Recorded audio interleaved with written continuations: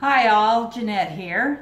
Well, we're in the deep freeze here in Missouri again, and I generally like to do outside videos. I think I prefer to be outside as much as I prefer to be inside, but for now, inside is better. And so I'm gonna do some cooking and demonstrating of things that I do inside. Like I just did a video on some soap making. I'm gonna do another video on making soap from scratch.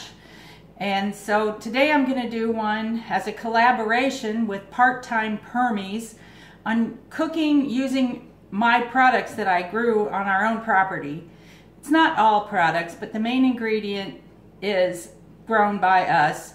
And what I'm going to make is butternut squash soup. It's a curry.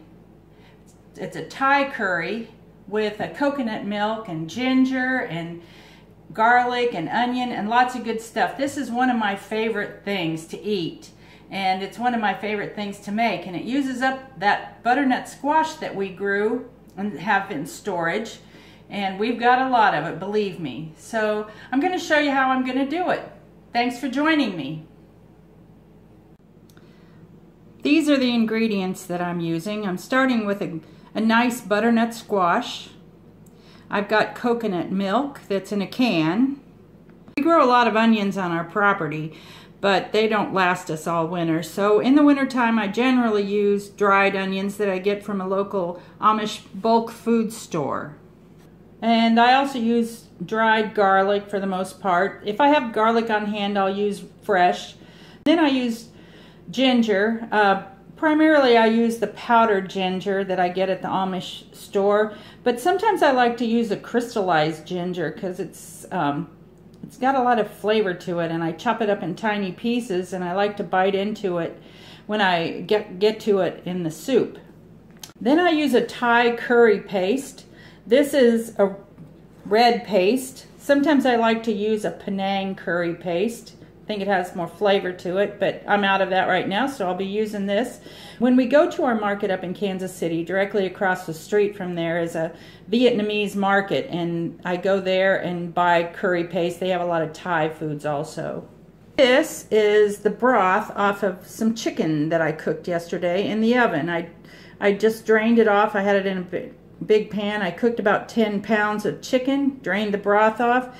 The fat, as you see, has floated to the top. I'll skim that off and use the chicken broth to cook in with the butternut squash.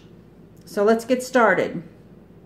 When you're choosing a butternut squash, I just want you to be aware that down here is the seed cavity, in case you don't know.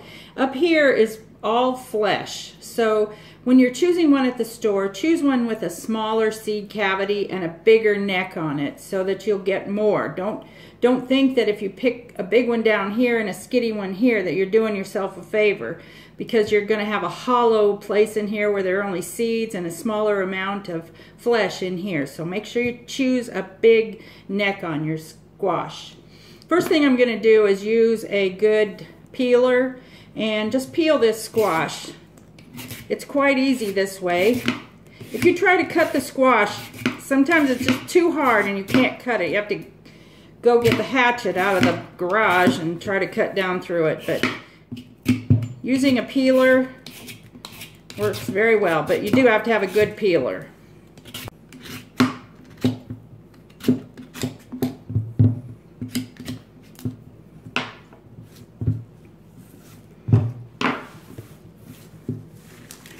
Then get yourself a cutting board and a good sized knife and cut each end off.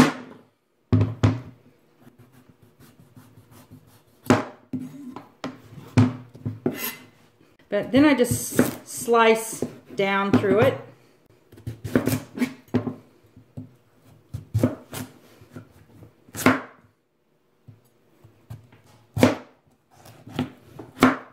Down here you'll have the seeds, so you'll need to take a spoon and just scrape them out.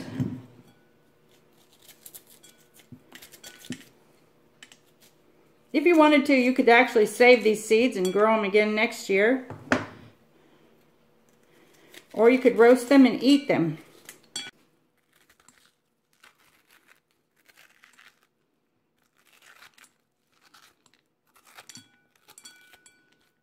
after I get it sliced up, then I just cut the squash in cubes.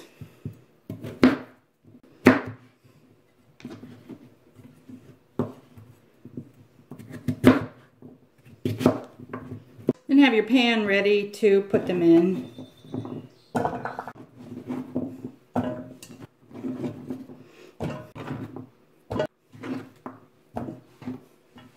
I've got my butternut all chopped up into cubes and put in the pan. Next I'll add the onions, the garlic, the ginger. The crystallized ginger is just sliced ginger that's been sugared fairly heavily and then dried. So what I do is just cut it in little slivers and then cut across that to make small chunks. You want as small as you can get them. Some people like ginger more than others. I like it a lot. Old guy doesn't like it quite so much. So I'll do these 3 pieces like this where it's chopped up in little tiny chunks.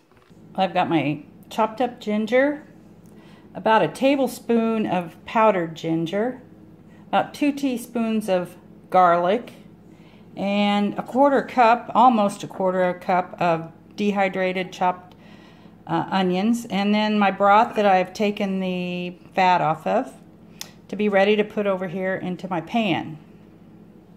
I'll start with the broth. And then the onions, the garlic, and the ginger.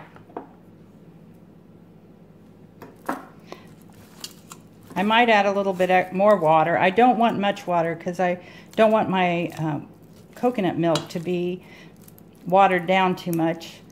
And as this chicken broth heats up, it will become liquid instead of gelled.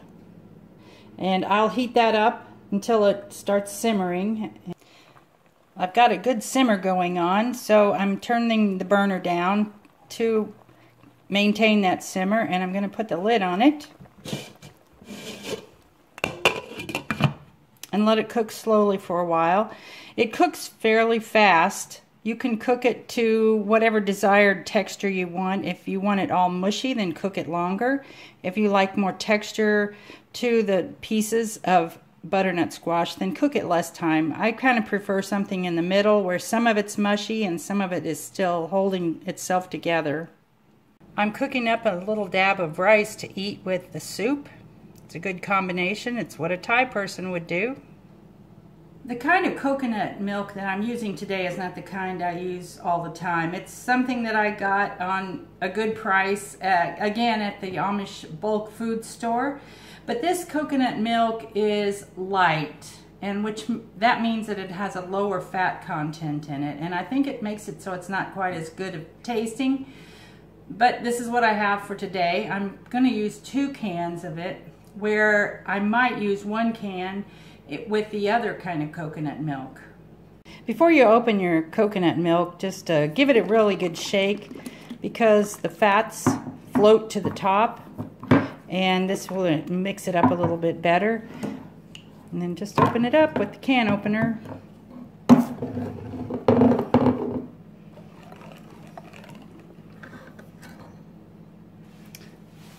What I do is pour some of the coconut into a bowl,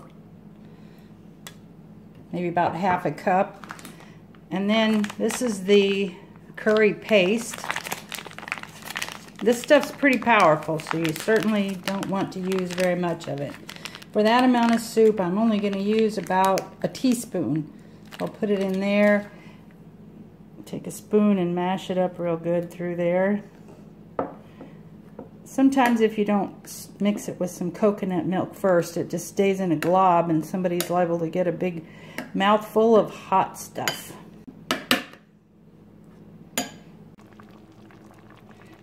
My butternut squash is done, so I'm going to stir it around a little bit just to break it up partly.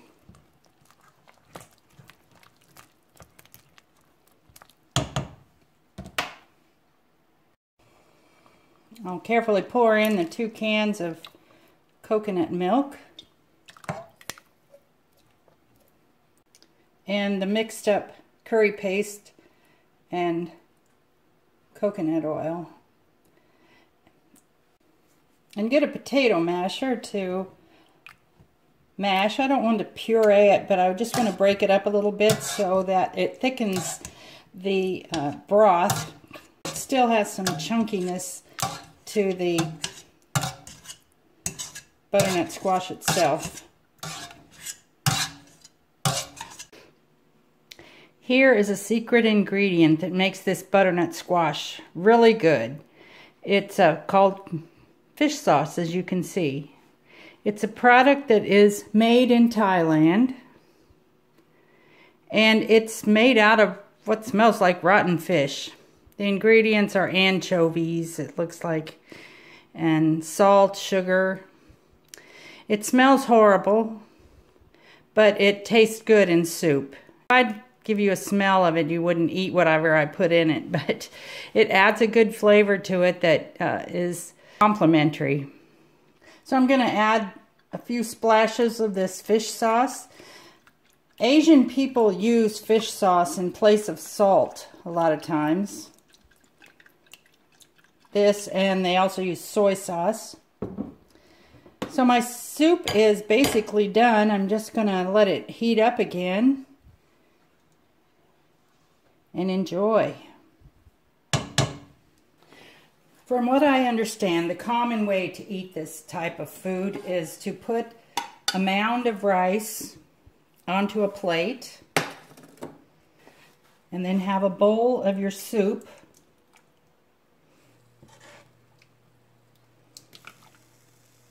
on the side. Use a spoon to dip out of the soup and lay it against the rice.